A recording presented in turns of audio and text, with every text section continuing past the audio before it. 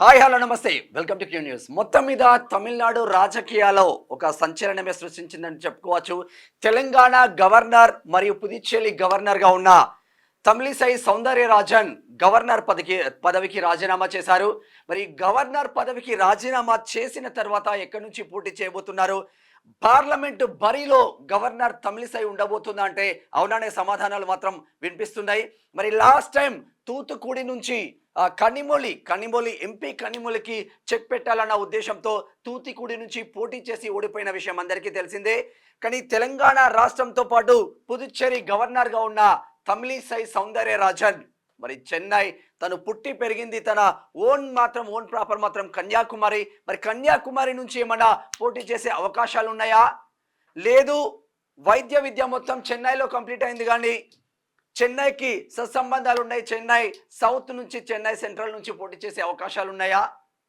మరి ఇక్కడ నుంచి గవర్నర్ తమిళిసై పోటీ చేసే అవకాశాలు ఉన్నాయంటే పుదుచ్చేరిలో ఒకే ఒక పార్లమెంట్ స్థానం ఉంటుంది. Puducherry is a safest place అన్న కోణంలో ఈ ముచ్చట మాత్రం ఎవరు చెప్పలేదు, మనమే చెప్తున్నాం. పుదుచ్చేరి నుంచి గవర్నర్కి రాజీనామా చేసిన తర్వాత పార్లమెంట్ ఎన్నికల్లో పార్లమెంట్ బరిలో మాత్రం పుదుచ్చేరి నుంచి పోటీ చేసే అవకాశాలు మాత్రం కనిపిస్తూ ఉన్నాయి. ఒక దిక్కు ప్రధాని నరేంద్ర మోడీ పుదుచ్చేరి పర్యటన కూడా ఉంటుంది. మరి ఉన్న తర్వాత ప్రధానమంత్రి నరేంద్ర మోడీతో పుదుచ్చేరిలో పాల్గొనే అవకాశం ఉంటుంది. పుదుచ్చేరి పార్లమెంటు బరిలో నుంచి గవర్నర్ ఇప్పుడు మాజీ అయిపోయింది గవర్నర్ ఆల్రెడీ రాజీనామా చేసింది, ఆమోదం కూడా వచ్చేస్తుంది.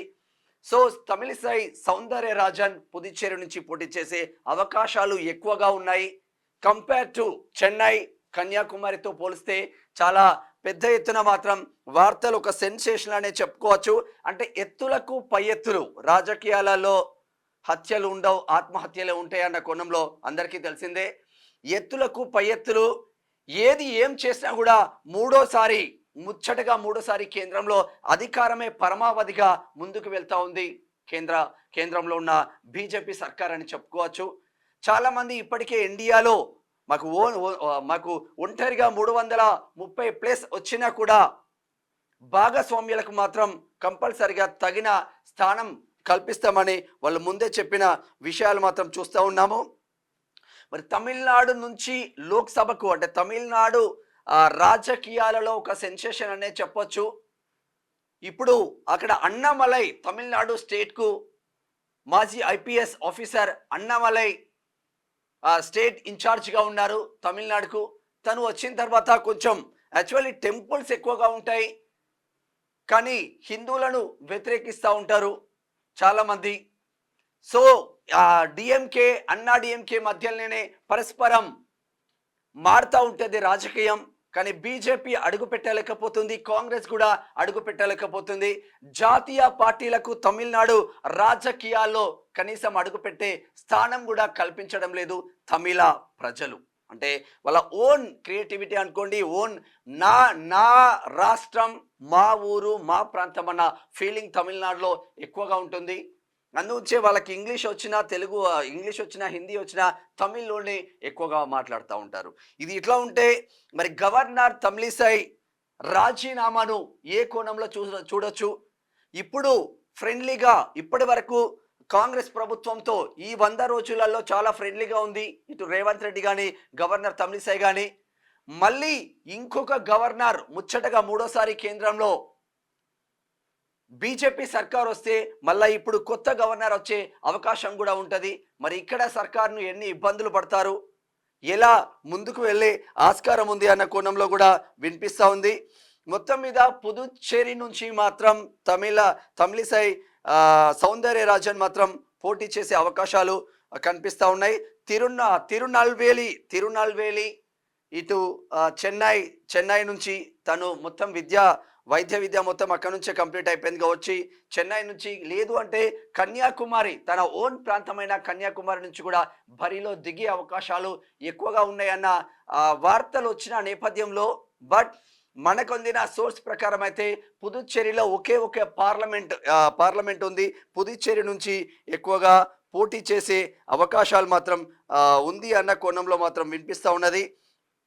చెన్నై సౌత్ నుంచి చేస్తారా లేదు తూతికూడు నుంచి ఆ, తూతికూడు నుంచి పోటీ చేసి ఓడిపోయినా మళ్ళీ ఇలాగైనా అక్కడి నుంచి గెలవాలన్న కోణం వినిపిస్తుందా?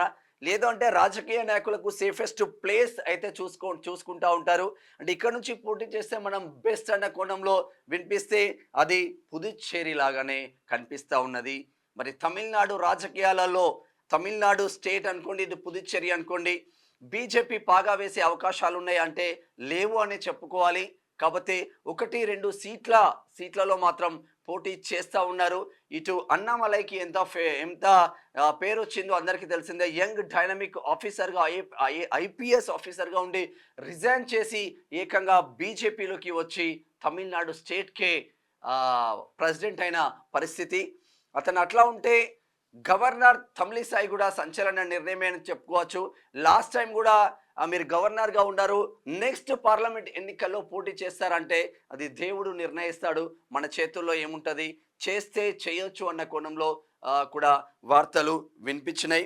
మొత్తం మీద తెలంగాణ గవర్నర్ సౌందర్యరాజన్, తమిళిసై సౌందర్యరాజన్ మాత్రం రాజీనామా చేశారు. రాజ్ భవన్ వర్గాలు మాత్రం గవర్నర్ తమిళిసై రాజీనామా చేసినట్టు వార్తలు ప్రచురించింది. వాళ్ళు అనౌన్స్ చేసిండ్రు. మరి అనౌన్స్ చేసిన తర్వాత ఇక్కడ రాష్ట్రపతికి పంపించాలి, రాష్ట్రపతి ఆమోద ముద్ర వేయాలి. మరి రాష్ట్రపతి ఆమోద ముద్ర వేసిన తర్వాత ఇక మరి మళ్ళీ పార్లమెంట్ బరిలో దిగే అవకాశాలు మాత్రం కనిపిస్తున్నట్టు తెలుస్తూ ఉంది. మొత్తం మీద పుదుచ్చేరి నుంచి అంటే పుదుచ్చేరి ప్రజలకు కూడా అక్కడ కూడా పుదుచ్చేరిలో కూడా గవర్నర్గా తమిళిసై సౌందర్యరాజనే ఉన్నారు కాబట్టి దట్ ఈస్ సేఫ్ ప్లేస్ అన్న కోణంలో రాజ్భవన్ వర్గాల నుంచి అందుతున్న సమాచారం. బయట చాలా మందితో మనం కాల్ చేసినప్పుడు కూడా పుదుచ్చేరి అయితే బెస్ట్ అన్న కోణంలో పుదుచ్చేరి నుంచి పోటీ చేసే అవకాశాలు ఉన్నాయన్న కోణం కూడా వినిపిస్తూ ఉన్నది. సరే, చెన్నై సౌత్ నుంచి ఎలా ఉండబోతుంది, మరి చెన్నై సౌత్ కన్యాకుమారి నుంచి కూడా ఎలా ఉండబోతుంది అనేది కూడా కొంచెం వీళ్ళు చూసుకుంటున్నట్టు తెలుస్తూ ఉంది.